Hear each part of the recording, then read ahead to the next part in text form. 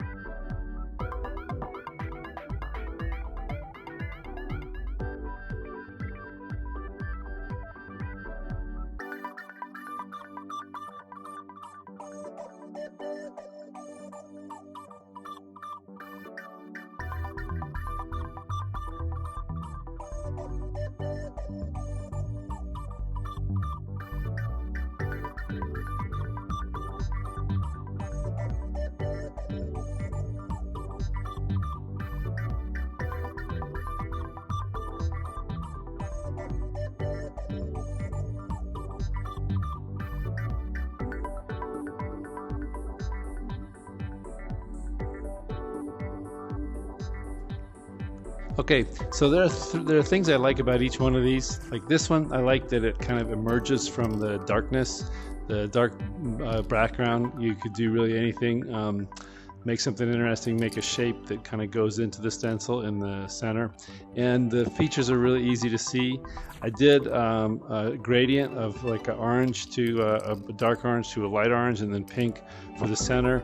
But I think it would be more successful if I was able to make a gradient across it. The reason I didn't do that is because I had these bridges here across the face, and because if you make a gradient, it's really hard to hide the bridges with just painting in, because the gradient you can't paint gradient over gradient, or you can't paint solid over gradient. I think that overall I like this one the best because it has the best separation of mid-tone to dark, and it really looks good on any surface. And I could have done a dark purple, and I could have done a lighter color for the interior, and I think it would have looked good too. It's easy to hide these bridges, and it also just looks good because it seems to float on any surface. It doesn't need anything extra to make it look, to really make it pop.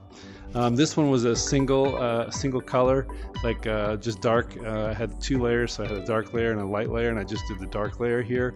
And this is probably a pretty successful single color stencil.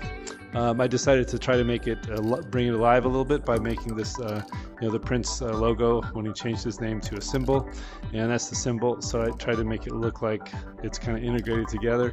That was okay.